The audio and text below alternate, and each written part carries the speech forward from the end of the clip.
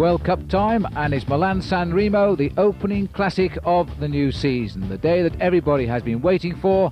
And the weather, as you can see, is not quite the weather we would expect in Italy. The Milan San Remo Classic began back in 1907, the Italians having to wait 2 years before their very first victory in 1909, and that was Luigi Ganna.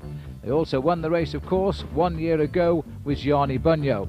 This is the third season of the World Cup, and the winner of the first World Cup in 1989 was Sean Kelly, sadly not here following his injury in Paris-Nice. And the man who defends the World Cup this year, Gianni Bugno, who, as I've just said, he won this race in record time exactly 1 year ago. So that's Gianni Bugno and Kelly. Now let's have a look at the World Cup standings as they were at the end of last season. Bugno on top, a clear winner with 2 victories in the individual races, the Wincanton Classic and the Milan San Remo. Rudy Darnans, who was also the world champion last year, he finished second. Sean Kelly, despite a broken collarbone last year as well, he finished in third place, and the new star from Italy, Ballerini, was fourth.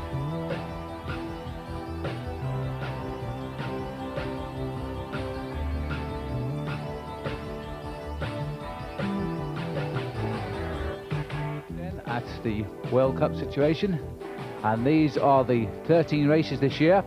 One, of course, a time trial, the rest are all road races. The big one starting today, Milan San Remo. And there is the leg of Italy, and this is the longest of the World Cup events, almost 300 kilometers, and my goodness me, what an opening test for the field. It's also the biggest field of the World Cup series. 215 riders having signed on for the 294 kilometer race. The riders say the course itself isn't so hard, but the distance does tell on the riders towards the end, and of course the 2 famous little climbs down at the bottom. There they are to the far right of our picture, the Suppressor, which is 240 meters above sea level, and the Poggio. Both of these climbs coming just before the finish in San Remo, and if the legs are in any sort of trouble, these 2 little mountains or little hills will sort the riders out. And this is the Poggio climb, which comes, as I say, just before the finish, some 7 or 8 kilometers to go. These are our pictures from last year, and this is where Gianni Bugno, alone in the lead, raced that record time over the distance, just over 6.5 hours. And Bugno was riding all the way to a record that was held by Eddie Merckx, looking over his shoulder there before he straightened his jersey. The man chasing him home in second place was Rolf Goltz, the German rider who fancies his chances today. But Bugno started with a win. He went on to win, of course, the whole series, and also winning round number 6, the Wincanton Classic in England as well. Let's have a look at the previous winners, or the last few at least. Following Bugno, Laurent Fignon had a nice double in 1989, 1988. He's riding again today. The last Swiss to win, Eric Mackler, in 1987. Sean Kelly of Ireland, sadly not with us today, and no doubt watching this on Eurosport at home in Ireland with a broken collarbone. Now let's have a look back at Het Volk. You may have seen with us in Eurosport a win for Andreas Kappes in a great sprint here, just pipping Carlo Bowmans, who, by the way, is not here in Milan San Remo. He is ill apparently. So too the world champion, Rudy Darnans, although they say Darnans is down to ride a race in Belgium this weekend.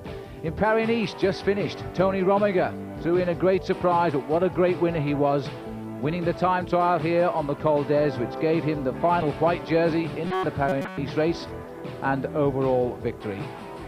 The Toshiba team taking the top 3 places. Now, this looks like the helmet problem, which happily today has been at least resolved for Milan San Remo. The race will go ahead, but the riders are having a meeting with the world body, the UCI, on Monday, and they will then decide what the new rule will be. And this is one of the stages in Paris-Nice, and you can see the riders refusing to wear helmets. This was part of their demonstration that they want the right to decide.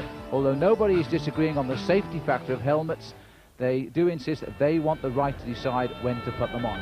But the good news is that it will not affect today's Milan San Remo. The signing in this morning of, as I say, the biggest field in any of the classics this year. 215 riders are signing in, and there are very, very few. In fact, I can't think of any top names, apart from Rudy Darnans, the world champion, who is not here for the registration this morning. So the atmosphere is it's tense. There's Laurent Fignon, twice winner in the last couple of years.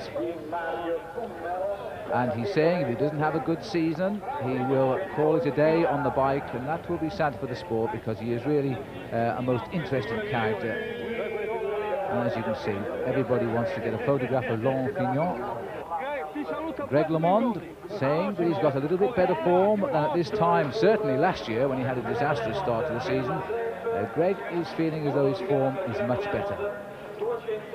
Every rider must acknowledge their presence by signing on the start of the race, and as you can see, it's a little bit misty, it is cold and damp, and the riders are now facing up to the best part of 8 hours in the saddle, or certainly 7 at least.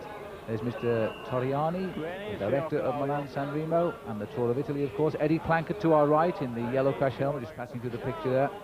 A likely winner if this come down to a mass sprint down at the finish in San Remo, although it's not usual that it comes down to a sprint, although I would think that the favourites will be a lot more attentive this year than perhaps they were last, when they were caught out in an early split that left a lot of them watching the race go away from them. I think there'll be a lot more vigilance amongst the teams today, the domestics as they call them. Let's move ahead the course now a little bit and have a look back at what happened earlier today. A breakaway here which is forming, and this is Zanini, Stefano Zanini, with his Ital Bonifica teammate William Danzani. They in fact have broken away from a group which was originally 8 riders that set up a breakaway at Savona at the first feeding station, and since then they have built a lead of some 3.5 minutes over the chase group of 6, and about a minute more over the main peloton. And as you can see, high up here in the hills, the weather is equally as damp as it was downstairs in Milan.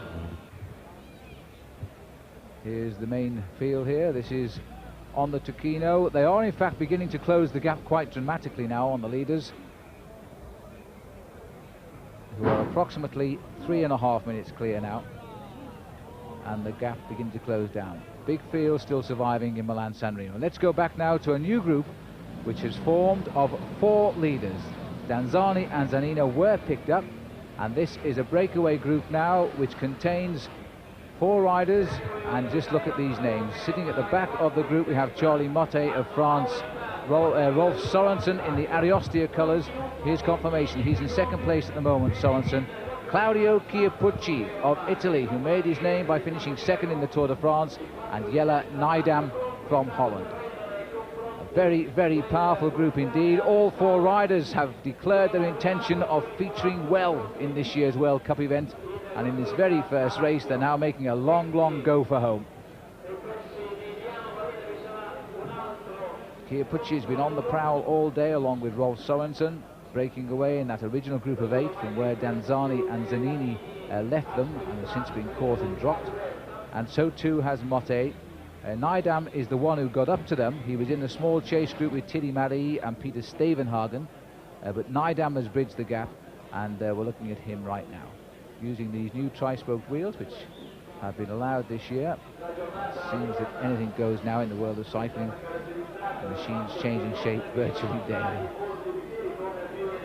Well, although there is rather depressing conditions here, the tailwind that's blowing is keeping the race not on the record schedule indeed that Bugno set last year, but even so, it is moving along at quite a nippy pace. Johnny Motte, if you watch the World Cup preview with us, you'll know that Motte is thinking now to the classics. This is one which he's marked down for a shot at. But the group has thinned, and the man that's missing is Motte. Motte has gone from this group. Ariostia is still there, which means Sorensen is there. Chiappucci, and the buckler rider is Jelle Nijdam at the back of these 3. And Nijdam also looks as though he's sat up there.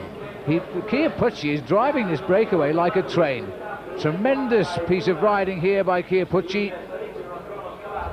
And with him is Rolf Sorensen, sitting very relaxed on the handlebars there. Remember, he came up with a good win last year in Paris Tour in the World Cup, and that was towards the end of the season. That was his best win to date, I think. And Chiappucci. There's the sad figure of Jelle Nydam, who's... Oh, this is Charlie Motte. In fact, that's Nydam down there. It's not Motte, that's Nydam who's dropping back. Motte has gone even further back. And there's Motte. So they've lost their grip of this race on the climb. There still, of course, are the big two climbs to come, and the main field is reported to be chasing at around 1 minute 30 seconds. Hello and welcome back to Milan San Remo, and the two riders now taking on the whole field in this race is the Italian Claudio Chiappucci, and with him the Danish rider Rolf Sørensen. If Sørensen can pull this one off, he'll become the first Danish rider ever to make a top 3 finish in the history of the event. That's where we are now, approaching the base of the suppressor climb. These are the two climbs I was telling you about. This is the one the riders fear, and then the Poggio before the finish. The chase is very much on behind, and I must say that Claudio Chiappucci has set a terrific pace. He's shown very much the distinction here over Sørensen, especially on the descents of these small climbs. Sørensen seems to be a little bit nervous today. The road's drying out now as we approach San Remo, but earlier on he wasn't at all happy. There's confirmation. Nydam is surviving just out in front, 1 minute 25 seconds behind these two, but the main field, the last time check, was about 5 seconds behind him, so I think it'll be safe to assume in the next few meters or so Nydam will be back in what is the front part now of a splintering main peloton. Well, Claudio Chiappucci giving rise to Italian hopes of victory today. Italian, by the way, Italy have won this race 42 times out of the 78 that have been held. And last year, Gianni Bugno set the trend that went on to win him the World Cup and give him a tremendous season. Now, can Chiappucci do that for Italy? He knows he certainly has the backing here of the home Tifosi. And there is Sørensen. Never has a Danish rider won Milan San Remo. Rolf Sørensen, 26 years of age. And I wonder if Dad is watching today. Jens Sørensen, who not won but rode in the Olympic Games back in 1960. It certainly appears from these pictures we're watching now that the man in the driving seat as we go up the twists and turns of the suppressor is Claudio Chiappucci. Chiappucci must surely know that if he doesn't leave Sørensen behind on either this climb or the Poggio, then he will surely lose Milan San Remo, and that, of course, is assuming that the main field doesn't come back, and there's every possibility that will happen right now because the gap is coming down. But he doesn't possess the sprint required to beat Rolf Sørensen. If you remember watching last year with us on Eurosport, the finish of Paris Tours and that great mass sprint finish, and how Rolf Sørensen won the classic there, then you know this guy can pack a really powerful punch at the end. Depends how he's feeling, of course, and it looks not too well at the moment, I have to say, because it's such a long way. Milan San Remo, 297 kilometers, is a long, long way. The longest of the classic races this year. A tough start. And Chiappucci indicates he's got some reasonable form. He's just finished second in the Tour of Murcia in Spain. Sørensen hasn't quite got off to his usual sparkling start because he won Tirreno Adriatico back in 1987, finished third in the same event again in 1988. His early season form not quite as good as it was on those occasions. Long look down the road, and as you can see, not even the lone figure now of Jelle Nydam. In fact, this is looking a very, very good gap indeed from our helicopter. See right in the distance, there is a lone rider down there. Well, that must be Nydam still alone on the road. Oh no, there's two riders coming up now, so they must have wiped out Nydam. These are two riders. Certainly the rider in second position is Gilles de Lyon from the Helvetia squad. That is certainly Gilles de Lyon, and what an opportunist, because he loves to race these Italian classics. He's won the Tour of Lombardy, of course. He got third in Milan San Remo last year. That is certainly Gilles de Lyon, who's up there in second place, and with him I think that's the Danish rider Johnny Veltz, who's come clear as well. So Veltz and de Lyon I'll go for, but they've only just gone clear of the field. Here's the field. They've swept up everybody else that attacked today. Now, of the 215 that set off, that looks to me about a group of some 40 riders, perhaps 40, 45 riders now, and they are most certainly the last of the riders in with a chance of victory in Milan San Remo today. Back up to the leader. They're still the leaders, and there's the other one. Sorensen is gritting his teeth a lot here. He's being forced to the end, as the cyclists would say, right on the rivet. And look at the face of Chiappucci. He looks very, very cool and collected as he drives the train. Coming up towards the top of the Cipressa, and a very good tempo. You can see by the speed the riders are going, these hills are not steep, but they must hurt the legs something terrible at this time of the race. Almost 6 hours now in the saddle. And the colour of their legs and arms indicating that they've been through some dirty weather today. Sorensen just gritting his teeth. A little wink at the camera there. Maybe he's feeling okay. And there are the legs of Claudio Chiappucci, the legs we've come to know after that great ride he did in the Tour de France last year, when he held the race lead in the end for 8 days, finally losing out to Greg LeMond in the time trial in the Limoges. And I remember that when a lady came up to Chiappucci and asked him for his autograph the morning after he lost his yellow jersey, and she said that as far as she was concerned, he was still her hero, and he said, well, he says, when I learn to time trial, I might win the Tour de France. He took it in great spirit. And now Claudio Chiappucci has indicated there he'd like some assistance from Sorensen. Sorensen ready to give it straight through. The riders doing what they call bit and bits, each rider relaying the other to keep the pace high, while the other man takes a good deep breath in the slipstream in the hope that he'll recover well enough to stay through to the end. Sorry about a little bit of breakup. It's our usual problem, the trees below affecting our signals up from the motorbikes to the helicopter. The only way, of course, it's possible to bring you pictures of cycle racing out on the open road. And I must say today that I've seen some great descending from Chiappucci, but our motorcycle cameraman has had a problem keeping up with him, and so too, I have to say, is Sorensen. But he's come fighting back when the roads have levelled or gone uphill, and Chiappucci will be wondering now quite what he's going to do if he wants to win this race. His time is running out. Sorensen will win the sprint, of that I feel certain, if it comes to the two of them. And there's only the Poggio to come. Both riders very concerned about the proximity of the peloton, because the last time check we got, it was around 1 minute 28 seconds.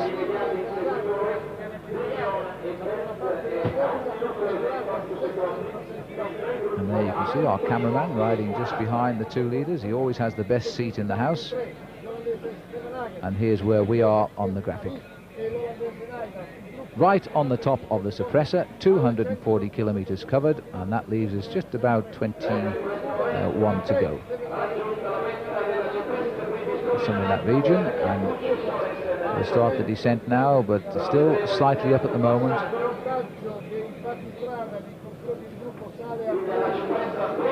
Well, Sorensen, we might have expected to see the team leader Moreno Argentin up here at this stage of the race today, the strong man of the Ariostia team, but instead it looks as though Sorensen has taken on the role. And if he gets caught along with Claudio Chiappucci, then I would anticipate the Ariostia boys will rely heavily on Adriano Baffi to clean up in the sprint. We'll see. Still not won this race. They're hanging just ahead of the race. The reports are the field of 45 is breaking up in pursuit. Unfortunately, we have to wait for our cameras to go back there, because there are our colleagues from Italian television, and they are naturally staying right in shot here with a man from Italy. It looks as though Chiappucci's water is out.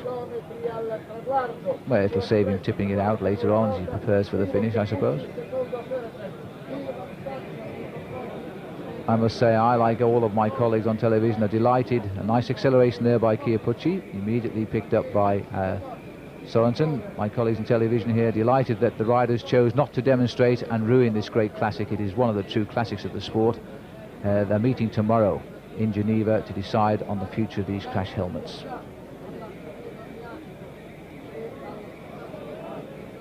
And the flotilla of cars indicating that the gap is certainly over 30 seconds. Oh, it's coming up to tell us 1 minute 28. That's confirmed. And that, I think, now is over the forward part of the main field. So the chasers have all been swept up, including De Leon as well. Two riders still clear. This race is running on a knife edge now, and let's hope we get some back pictures shortly. But we're heading off over the Cipressa. The next stop will be the Poggio, and then who knows who'll win. Join us after the And back to Italy for Milan San Remo, coming down towards the last few kilometres, and still the same two riders hanging on to what is turning out to be a tenuous lead. On the descent now of the Cipressa, and leaving us with the Poggio climb to come. As I say, it's not a steep climb, but it comes at such a crucial moment. And look at the descent here. Oh, and that was a very cautious drop down by Rolf Sorensen of Denmark and the Ariostia team. And you can see that Claudio Chiappucci again turns the screws both on the climb and on the descent. He's trying to blunt the legs of this sprinter from the Ariostia team, who turns out also to be quite a good stayer as well. And I think Sorensen, he's slipped in a big gear here. He's pedalling straight back up to Claudio Chiappucci. And hopefully, or at least he will hope, that the rider in the lead has not realised he had him in a spot of bother there. And it wouldn't surprise me if he catches him and goes straight past him just to let him know he's okay. Thank you very much, Rolf. There we are. So Rolf just warning Claudio Chiappucci that he's not in any trouble at all, although I think he really is, because he's very cautious on this descent. These descents are very, very dangerous indeed. The roads, as you can see, narrow. And that's where we are. Almost down the Cipressa. Next stop will be the Poggio.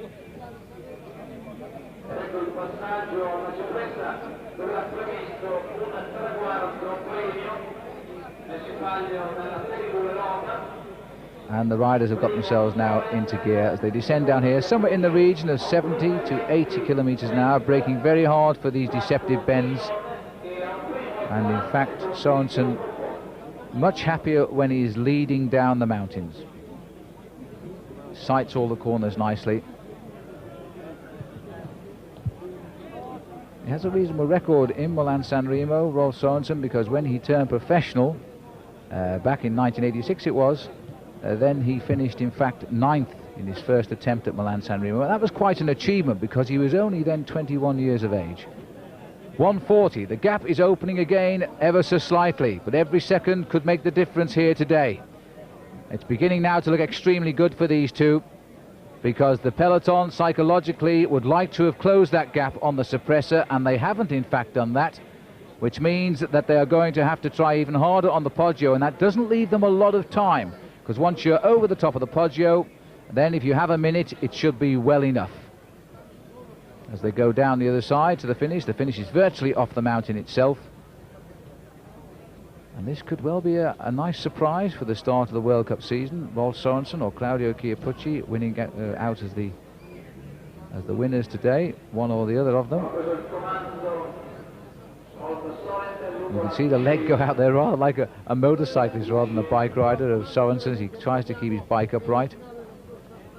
As I say, these actual descents are deadly, and the man you should ask about that is Alain Bondu from France, because when it looked as though he had this race in the bag, he crashed on one of these descents a few years ago. It was back in 1982, and his countryman Marc Gomez went on to the win, and Gomez can't sprint to save his life, and Alain Bondu I think would have beaten him, but we'll never know. Bondu had to pick himself up and limp home in second place.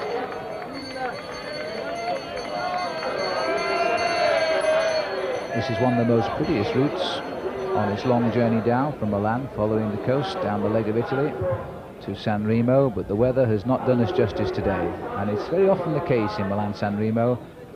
One expects bright sunshine simply because it's Italy, and as so often happens, it isn't. Little word of advice there to Rolf Sorensen. I think the best advice is keep as close as you can to Claudio Chiappucci and beat him in the sprint. Sounds simple, doesn't it? There's Chiappucci. I know everybody back home in Uboldo, just outside Milan, will be cheering all the way when they're seeing these pictures today. And Chiappucci has become a very popular rider since his fine second place in the Tour de France. It wasn't just his second place in the Tour de France, it was the way he fought to keep the lead. He never ever admitted Le Monde would beat him in the Tour, and he rode so well, especially on the last couple of days in the Pyrenees, which must have really frightened Greg, because he refused to give up his yellow jersey. A little group breaking away from the main field. There they are, 3, 6, 7 riders. The old eyesight's failing, a little bit too far away. In fact, that group is not a breakaway group at all. That group is riding back down to the finish. If you saw them all sitting up, because look to the right and you see the field. That's a group that's taken the shortcut. They are riders who've given up the race, the main field going through, and they are clearly all together. And that is an angry peloton. A long thin line indicating what wind there is either directly behind them or coming gently off the sea to pin them over on the right of the road. Lots of spaces between the gaps, everybody wanting to see the descent for themselves. And a fair bit of movement now at the front, and it looks like it's the Onthé team of Marino Lejarreta and Stephen Hodge who are steering it up front.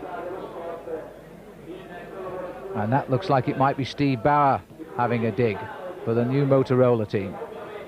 So Bauer turning the screw a little bit as well.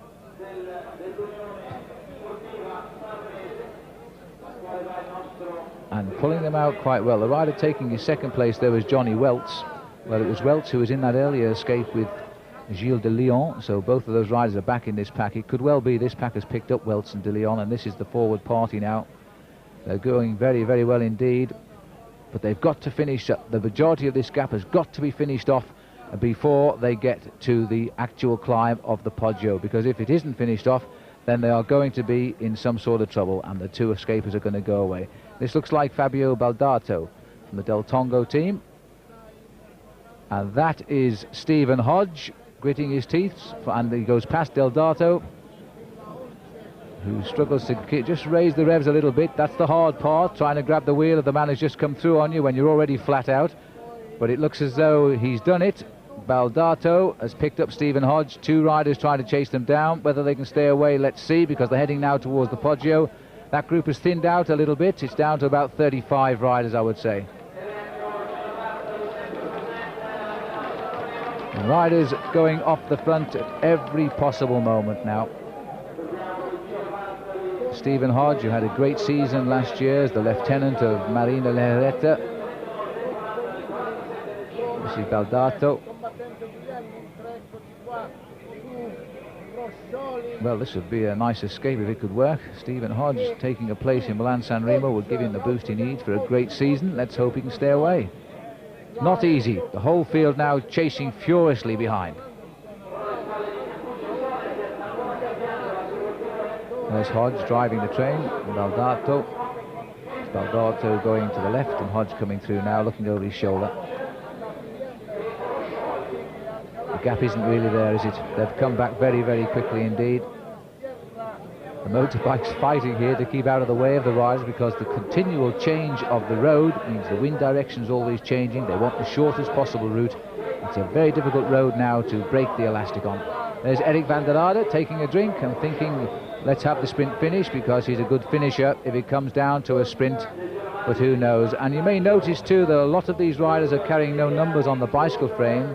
Well, there has been a number of crashes today, and as far as we know, nobody's seriously hurt, but certainly a lot of riders on spare bikes. We just caught a glimpse of Marco Giovanetti, the winner of the Tour of Spain last year. It was a great year for Italy.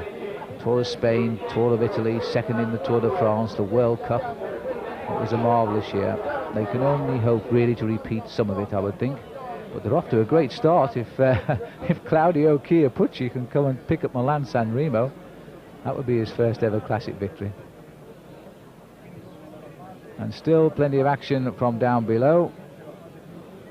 The boys in green, by the way, are the new Gatorade Chateau Dax team. They've changed their colours because the Gatorade drink is green, and they're the main sponsors now, Chateau Dax, which is Gianni Bugno's team, and Bugno himself has been doing a fair bit of chasing. We've got Giovanetti there in second place, or he's in fourth place in the line that we're looking at the moment, but he's doing a lot of chasing indeed. There he is, Giovanetti in the green jersey going through on the far side, a little gap forming.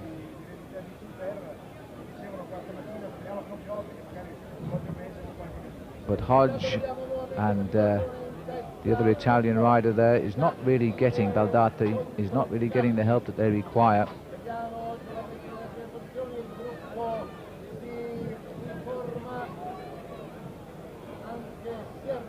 Workmanlike breakaway. Also including is the Sella Italia team, Veretti, in this breakaway. There's Johnny Welts. And the Panasonics are putting in a little appearance, and in fact they just started an attack or followed the line out. Now these constant changes of pattern at the front surely must be closing the gap down now on the two leaders. And I think you'll agree it's much more interesting to see the action here from the head of the peloton. We know who the two leaders are, we know approximately where they are. The gap is coming down. I think it's now down to inside at 1 minute 25 seconds.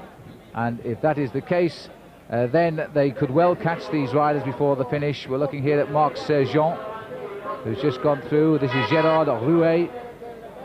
And so the whole field are itching now for a shot at the gold medal in Milan San Remo. And all they've got to do is catch those two riders out in front. And it's becoming increasingly difficult. We'll take a short back to Milan San Remo. The very closing stage is now just one obstacle remaining, and there it is, the far right of our picture, and that is the climb of the Poggio mountain. It comes just over 7 kilometers from the finish, and that is the summit, by the way. We've got the climb up it first, which is a couple of kilometers long, and if the main field can't get within striking distance from me, that's around 30 seconds as they start the climb. I think they've waved goodbye to the victory today, and one of these two riders will take it. Claudio Chiappucci leading the race here, and riding in his slipstream, Rolf Sørensen of Denmark. No Danish rider has ever finished in the first three in Milan San Remo, and Italy have won this race on no fewer than 42 previous occasions of the 78 times the event has been run. All of the indications are that Claudio Chiappucci is climbing well, descending great, and he's got to get rid of Rolf Sørensen on this climb. If he doesn't do that, then Sørensen, I feel certain, will clean up in the sprint finish. There's the crowd waiting for the kill and spotting the Italian Carrera jersey of Claudio Chiappucci, now a household name here in Italy after his second place in the Tour de France. And it wasn't just his second place in the Tour either, because in World Cup races last year he had a great fourth in the Wincanton Classic in Britain, a third in the Championship of Zurich behind Charlie Motte and Greg LeMond, and a fourth in the Grand Prix des Amériques. All of those culminating in a sixth place in the World Cup Series last year, and now he's off to a cracking start if he gets first or second today here in Milan. Well, in San Remo as it will be when we get to the line. Service car being called forward there. That's interesting because they have to leave the following of the leaders when a gap is down to less than 30 seconds, and I wonder if that is the indication. There's a lot of service cars on the bottom slope there, indicating the main field are chasing up the climb. They've got to finish it off soon. There's one lone rider down there. I don't know who he is at this stage, but there is the remnants of the field, and that is the chasing group now. And just look at their speed over the ground as they climb up the Poggio. They've got to finish it before the top, I think. 15-20 seconds for the descent is all they can hope to make up. Well, the PDM rider who's going through looks as though it could be not PDM, rather the TVM rider, I think it is, at the front. This is Uwe Raab anyway. This is Raab from PDM. It was PDM, and it's Raab who is on the attack, trying to break clear. A man who won the points competition in the Tour of Spain last year. He turned professional from East Germany a year ago, along with Uwe Ampler. And Ampler's moved on this year to the Histor team, leaving Raab with the PDM boys. Remember, they're without their leader Sean Kelly today, who will not be out of the peloton long, I'm sure. As soon as his shoulder heals, he'll be back in the action. But I'm wondering what he's thinking now when he sees such a big bunch charging towards the finish with only two riders out in front. He must have felt his chances were reasonable today.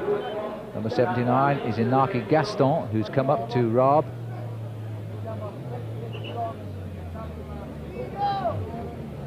So we've got two chasers trying to make the gap wider on the climb of the Poggio, but you can see San Remo round the bay there, and we're not far away from it now. Let's go back up and see what's happening further up the climb. Oh, and look at this. I'm sorry our camera has missed the crucial moment, I'm afraid. While we were looking at the counter-attack, we should have been with the attack, because the man who's gone clear is Chiappucci. I've no idea how far he is ahead, but he had to do this. He had to go for it now. He knew he couldn't beat Sørensen in a sprint finish, and this will be all or nothing now for Claudio Chiappucci. A little glance over his shoulder there to see if Sorensen has recovered from the attack. Quite clear to Sorensen at this point, he's not very far behind. The attack has just happened, and the crowd now are cheering home Italy and Chiappucci. Of all the people, he knows just where the finish is here in Milan San Remo. He lives just outside Milan. He must have ridden this road so often. Down the leg of Italy, 6 kilometers we've just passed on the right of the road, and there is confirmation of that. And this is exactly where we are, just peeking up the Poggio climb. In fact, I think we're a little bit higher than our computer graph there is giving us, as Chiappucci rides what is a tremendously high gear here, constantly concerned as to whether Sorensen can recover from the attack he has put in. And Chiappucci now, my goodness me, the adrenaline must be flowing now. He's a chance of winning his first ever World Cup race. After last year, he did so much. It looks like this year he may be going to do even more. 29 years of age, Claudio Chiappucci. Second already in the Tour of Murcia. There's Giovanetti. And of course, the teammates of Chiappucci are locked in behind the winner of the Tour of Spain, and they're not going to give him any help at all. As Ballerini, I beg your pardon, I said Giovanetti, is Ballerini, the Del Tonga rider, who won 2 major classic races last year. And he wants to bring back, even if he is a fellow Italian, Claudio Chiappucci, but the Carrera boys are marking him nicely, disrupting his rhythm, and hoping that Chiappucci now can do his stuff. Let's have a look as the cameras draw back a little bit from the helicopter here. We never got a real big look at it, but the gap is certainly there. Signor Tariani, the organizer of the race, has come up behind Chiappucci, always a sign the gap has opened up now. You'll never see a finishing picture of Milan San Remo without the familiar figure of Tariani through the roof of the following car. Almost up to the heights now of the Poggio, and he still looks good. 5 kilometers to go to the finish. That is all now, as Claudio Chiappucci, if he wants this road tips, and if he can find one, he can put an even bigger gear in, and then he starts to charge down. This is a terrible descent, by the way, very tortuous, very difficult, and it is one now where he really must not take the risks he's been taking all day. Let's have another look where we are at the 5 kilometer point, just below the peak, I would imagine. So 6th in the World Cup last year. Maximum points for a win this year will put him off to a great start. No doubt not in his mind now, but it will be tonight if he wins this race, that Gianni Bugno won Milan San Remo last year and went on to win the World Cup. Another check over his shoulder to see if Sorensen is recovering at all. And now the descent begins. Look at the road tilt down. Oh, he takes it wide but cautiously, and in fact with great skill. Now he searches for the gear levers, slips it into the biggest gear he can find, slams the brakes on again, because these bends go really back on you, believe me. Look at this one. Whoops, down the barrier, little scrape of the elbow, no doubt. He straightens up.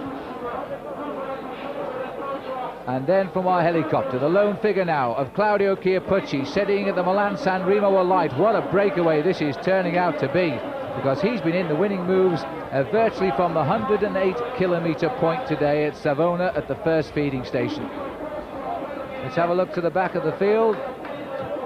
Looks like it's the champion of Italy there, Furfan, who's heading the field, but I must confess I understood him to be a non-starter today, so we'll have to take a rain check on that one. Here they come, hard left again, and the gap, as you can see, has opened up now between Sorensen and Claudio Chiappucci, but the field as of yet have not picked up Rolf Sorensen, who's still fighting for the first ever podium place for Denmark. Another tight hairpin coming up. This one surely is going to bring him to a slow. He heard his brakes go on, but he's out the saddle straight away. He knows now, though, that barring a fall or a puncture, and nobody wishes that on Claudio Chiappucci right now, he must surely have won Milan San Remo. Nobody comes back down the Poggio at this stage of the race. They simply can't make the time up on this very difficult descent. And Chiappucci is absolutely using the whole of the road here through the apexes of the bends. As you can see, it's a nasty fall if you have one, because they're rather solid, those brick walls. Now look at this one for a turn, right back on yourself. and his bike leaned over there to something like 35-40 degrees. Then he's immediately out of the saddle to get back into the rhythm. If he could look up to his left, he might even see the chase by Sorensen. Not much room for error, is there? But he really has the skill of a great descender. One rider who could take him on going down the mountain undoubtedly is Greg LeMond. He's a superb descender down the mountains, but Greg is back in the main field, and that will bring comfort indeed to Claudio Chiappucci. He saw enough of Greg LeMond in the Tour de France. Now he's got rid of him, he's going to make the most of it. And this is going to go down as an excellent victory, the best ever, I would suggest, for Claudio Chiappucci. He may even rank this better than his second place in the Tour de France, although it's so difficult to compare. Oh, his back wheel, did you see that when he locked up? Just a little bit of a wobble on there as he checked for the corner, then he saw it wasn't so bad, let the brakes off quickly. This hill now will shortly run out, and then we're off on our way to the finish in the Corso Cavalotti. Even our cameraman, who's doing an absolutely incredible job to keep this rider in his lens, is having a job to stay up with the descending powers of Claudio Chiappucci. Totally inspired, being pulled now towards San Remo, and will be the 43rd Italian winner of the race too. I think the Italians were going into a state of depression when Laurent Fignon won it for 2 years, a couple of years ago. Then Bugno came up with that record ride last year after a long breakaway. And now it's going to be hats off to Claudio Chiappucci. That's the end of the climb onto the good old solid wide main road now, heading down to the Corso Cavalotti and to the cheers too, because everybody knows now if you hit this road and there's nobody in sight, then you have won Milan San Remo. 600 metres shortly the finish, just gone past the kilometre banner. Oh dear me, the sunglasses. Well, believe me, the sun hasn't come out all of a sudden, but I guess you've got to put them on if you're paid to wear them. So Claudio Chiappucci pulls on the sunglasses and heads now for the finishing line of Milan San Remo. He no doubt will constantly check over his shoulder to see if anybody's sneaking up through the cars, but there's no fear of that. In fact, it's quite a way back, I believe now, to Rolf Sorensen. He's at least 30 seconds behind. And it's a question indeed whether he can hold off the peloton who are chasing him down the mountain and can see him. That's the report we have. So Claudio Chiappucci, 28 years of age. Well, I make him 29, but we're not going to argue. And a little check over his shoulder there. And now is the time, a quick check to make sure nobody's behind the cars. And this is the greatest moment of Claudio Chiappucci's life, and he's going to make the most of it. A salute to his team manager, and then to the crowd. Claudio Chiappucci, the winner of the first big classic race of the year, and is he pleased? And well, he might be. This has been a great escape, and that will go down in the annals of the history of Milan San Remo as a great escape. And Claudio Chiappucci, undoubtedly the best man in the end. Now, if the cars quickly move out of the way, there's the long empty road. He's built up this gap only in the last 8 or 9 kilometres of the race today. The man he's left behind is Rolf Sorensen. The question is, are we going to see Sorensen or the main field? And we see Sorensen. Rolf Sorensen has survived, and hats off to him. He deserves at least second place today. And Rolf Sorensen will become the first Danish rider ever to claim a place in the first 3 in Milan San Remo. Following on from his great end to last season when he won Paris Tours, he's absolutely shattered as well. And look at that, he survived by the skin of his teeth. This is the main sprint now, and it looks as though Eric van der Arden is the man in the white helmet. On the left behind him is Plankett, and that is Abdu Japarov, who comes over just behind van der Arden. Plankett, I think, was third in that group sprint, and possibly too a good result there for Rouet of France, who's changed teams this year, because I think he nipped a place as well. So the Milan San Remo has come to a fitting climax. A win for Italy, and it looks as though the renaissance continues here after the big start to last year with Bugno winning, and then he went through for that wonderful season. They also won, as I said, the Tour of Spain, second in the Tour de France. They won the Tour of Italy, a few stages in the Tour de France. People were beginning to wonder what was going on in Italy last year. In the end, they voted Gianni Bugno the sportsman of the year instead of a footballer for a change. And now they better start thinking about a new champion this year, because there he is, Claudio Chiappucci. I hope he's got the strength to pick up that trophy. I know that the family are here as well on the finishing line. And the girls waiting to pop the champagne, and there's the family arriving now. The success story of this amazing man continues. Last year it was the second in the Tour de France, and now it's a win in Milan San Remo, and of course a lead in the World Cup competition too. And there's his bike that's ridden to victory today in Milan San Remo, and here's the champagne. The photographers love this. Watch out for our camera lens. So there we are, no doubt about the winner, Claudio Chiappucci.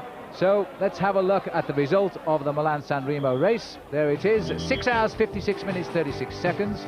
Sorensen 45 seconds back. It was Van der Arden, Abdu Japarov and Eddie Plankett who stole the sprints from the peloton, all 57 seconds behind.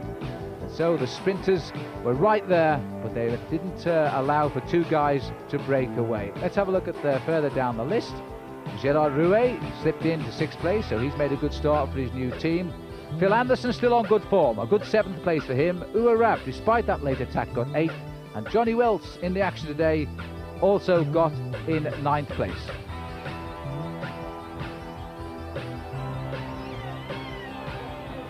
So there we are, the winner of the first classic of Milan San Remo this year, Claudio Chiappucci. Can he continue this great form over to the Tour de Flanders? Of course, we'll be covering all of the races on Eurosport this season. And a happier man you couldn't wish to see today. So that's the situation. Italy on top in Milan San Remo. The season has now really begun. From San Remo, it's goodbye to you.